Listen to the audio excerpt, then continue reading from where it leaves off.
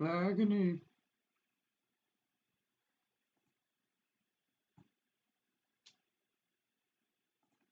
Hi, I'm Steve Moraff. Call 800 VGA Game and get all the information on our brand new games. One here for joining me. This episode is going to be a little different than the other ones there.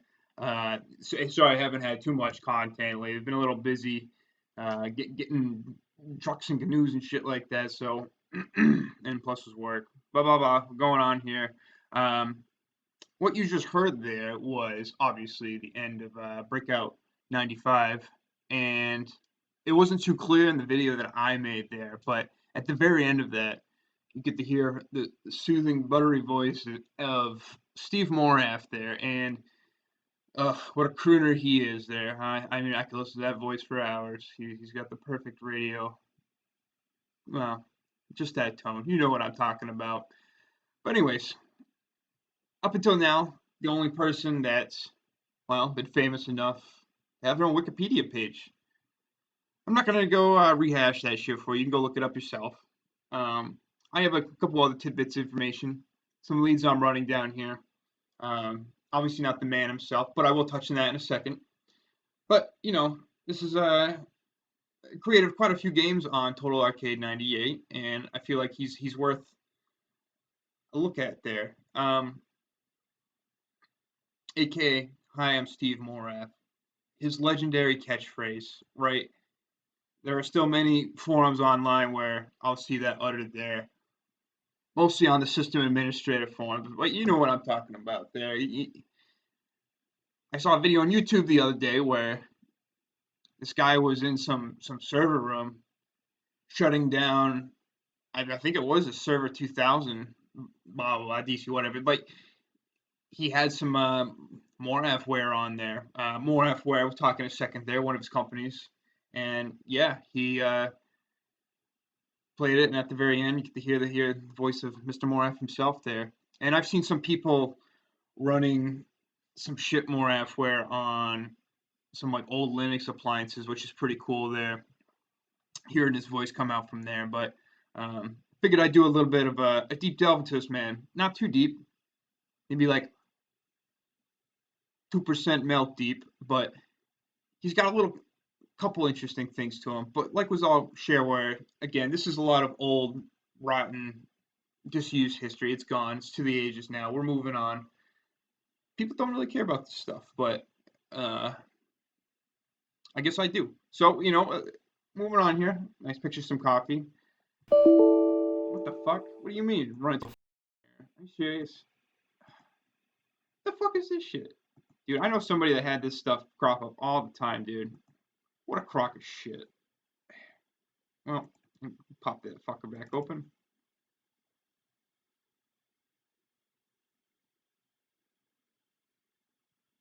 Yes. Oh my god. Dude, I hate Microsoft. It was a burning passion. I swear to God. Bane of my life, my existence. But anyways, the Steve basics. Here's what we know, right? Born 63. He's roughly about 57, 58 years old right now. Really not too old there. Still a young chap. Possibly born in Ithaca, New York. Pretty close to where I grew up there in Rochester, New York. There, you know, Chi-Li Buffalo region. So it's neat that he was nearby, especially when I was playing this game. I was playing in Chi-Li at the time, so um, you know, not the same county or anything, but very close by. Uh, what did he do? You know, he's a video game designer and programmer. I'm sure he did other things. I mean, he ran a fucking company for many years there, and still does. His company right now, I'll get to in a second, just produces a lot of mahjong puzzle software there. I think there's some of that in Total Arcade 98. I don't know if it's by them or not. Obviously, it's pretty popular, but here's an interesting tidbit right off the top to start it off here, right? He basically has like this monopoly over mahjong puzzle software, right? You play any fucking mahjong puzzle game anywhere, like it's at a bar or something, right? I can almost guarantee he owns those fucking rights. He's like the king of that just, you know, he cornered that market, the mahjong puzzle market. What a genius, right? Moving on though, he seemed to kind of get his inspiration from his parents there. His father was an IBM employee. I found a tidbit, an article somewhere that said he worked on Cornell's mainframe.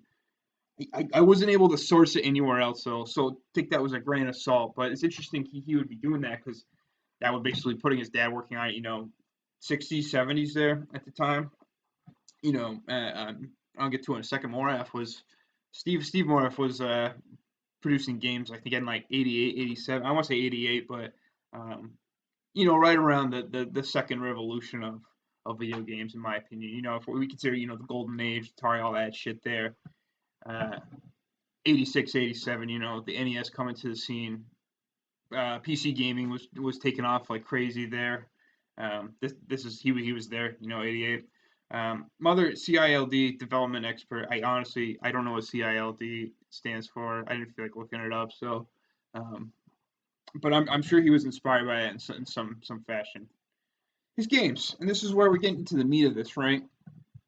I had to kind of do a little bit of research for what he was into there. Try to put it in as chronological order as I can. I didn't really care to order it too much there.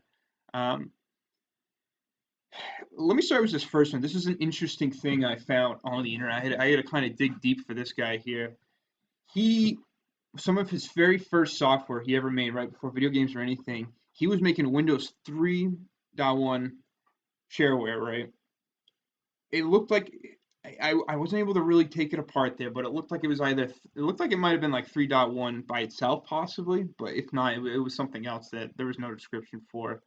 I also found some 3.1 shareware itself, right? I didn't know what the first one was, but the second one I think I figured out. It was just called iSaver, and it was just software for Windows 3.1 to save your eye the strain of looking at that terrible Microsoft font there.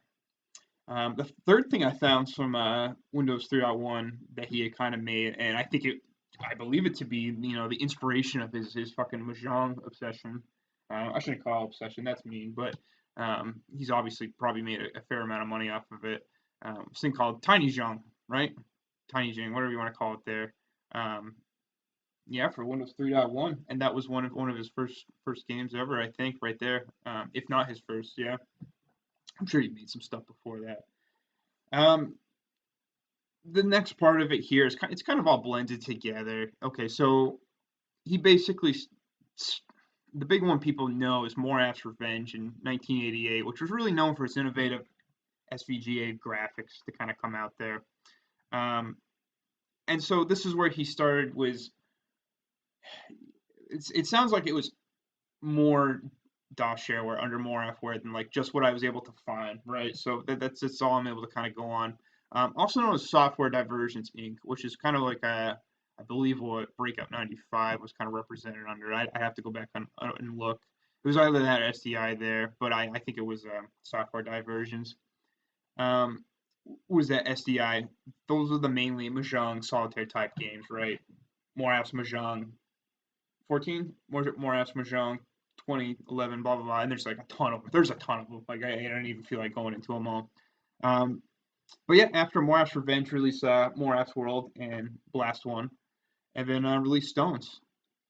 This isn't it though. He has way more. He's kind of released Dungeons of the Unforgiven, and Trap, which is an interesting one if you look that up there. Monster Bridge, Escapade, Temptress. Some of these I've played clones of on old Java game sites of the day there. If I say Coffee Quest, is anybody gonna get my fucking reference? But anyways, I played clones of Escapade. I know that. If you look that up on YouTube, I'm sure you'll be like, oh yeah, I played that on fucking addicting games or some shit like that. But it's definitely all of them are real familiar genres there. And Trap in particular is kind of a trippy one. So a couple you should check out there outside of this. It's got some weird gameplay and graphics. His career, he had the same affinity for computers as his dad. His local nonprofit had a free computer lab there. They were trying to start a science museum, and he was actually able to go there and start his programming career. And it looks like that's where he kind of started out. He attended this alternative community college, but he dropped out and then got his GED. So nothing wrong with that, going ahead and getting his degree. He formed Moraffware off of that, which was changed to Software Divergence Inc. in 2004. Okay, so maybe it wasn't SEI that I was looking at there. It's something else. Whatever it is. Go to the beginning of the video. Go look at that there. Whatever it is there, that's the company. Um, Interesting. It changed in 2004. So it seems like maybe '04 is where he made his decision. He's like, you know what? I'm gonna stick with this Mahjong software. This is probably going to see me out, bear me out pretty well here. So tidbit to history. I found this somewhere. Um, I can't substantiate this, but I found this piece somewhere. All it said was, in a small way, Steve was also an early innovator in using the internet for national politics. During the 1992 presidential election season, he included a copy of a speech given by candidate Ross Perot to the National Press Club, copies of which, including Mr. Moraff's introduction, can still be found on the web to this day. I have not found any such speech on the internet. For the record, if anybody does, I'd love to see it. I'd love to toss it to me, shoot me a message or whatever. But I'd be real interested to see where that is. That's a piece of history to me right there. That's a relic. Should be preserved somehow, somewhere. Um, but I thought I'd include that. That was pretty cool seeing that. Um,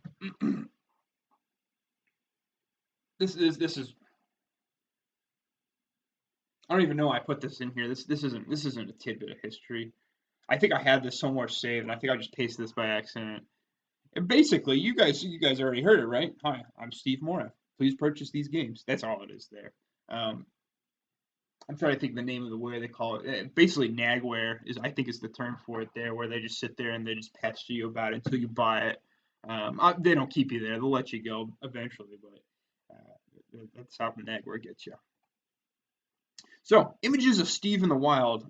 Um, Not to be a creep or anything, but I think these are historically relevant things for the shareware community. I mean, he's elusive. These are the only four images of Steve on the internet. Most of them are pretty common here. Um, but it's not like he has any like recent pictures of him. I want to say the top left's probably like back in the day in the '90s, and bottom left's probably him in recent day or something like that there. And on the right's obviously somewhere in between. I like the Hawaiian shirt there. It's in vogue right now after Andy Reid, man. I tell you what. Um, I don't know who the lady in the middle is. I don't know where any of these things are related to, where they were taken. The one on the top left's definitely a pretty common Steve Moraff picture. I see a lot on the internet there, but this is probably all we have of Steve.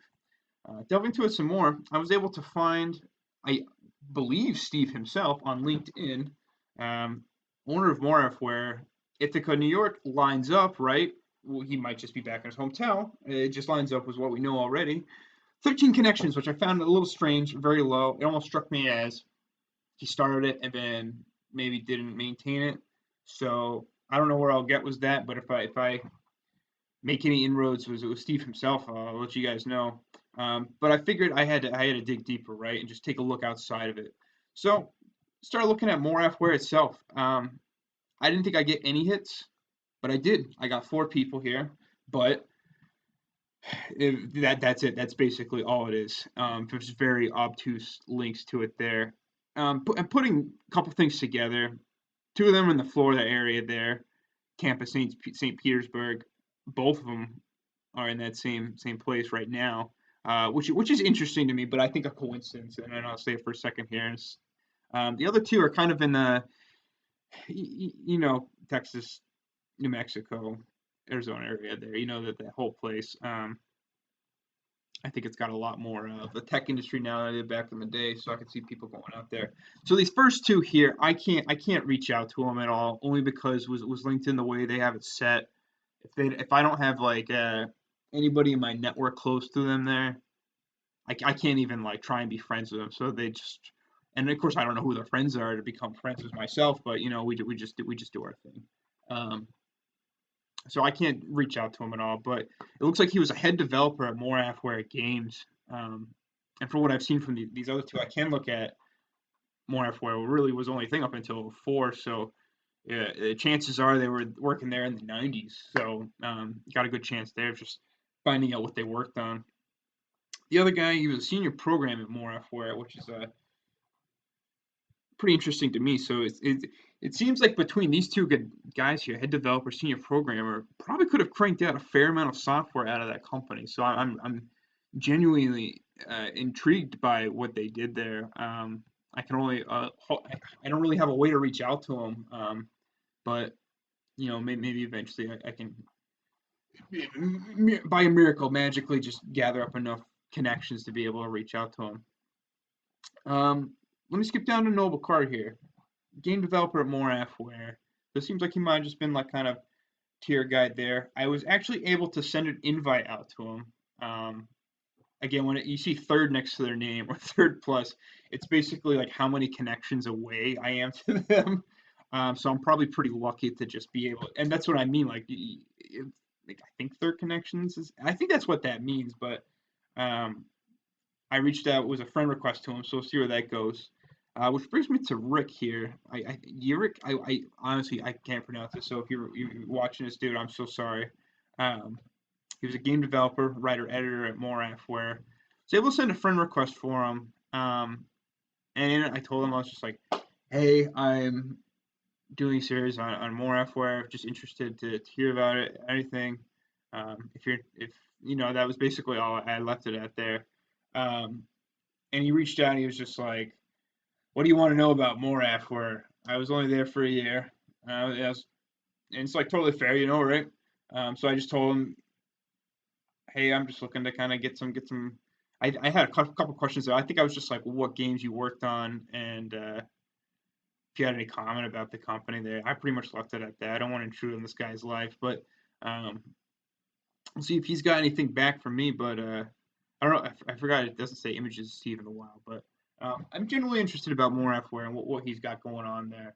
So I think that's all I got for this right here. So appreciate you guys kind of joining me there. My little Steve Moraff journey. That's honestly all we got in the guy. He's a little bit of enigma, but hopefully I can shed a little bit of light on some, um, you know, 20 plus fucking years down the line of this guy. But always good to take a deeper delve into some of these things here and really shine a light on some of these pivotal figures of history. So we'll be seeing a lot more of Steve in the future, but um, I should say his games. But I'll make sure I highlight them when we come across them.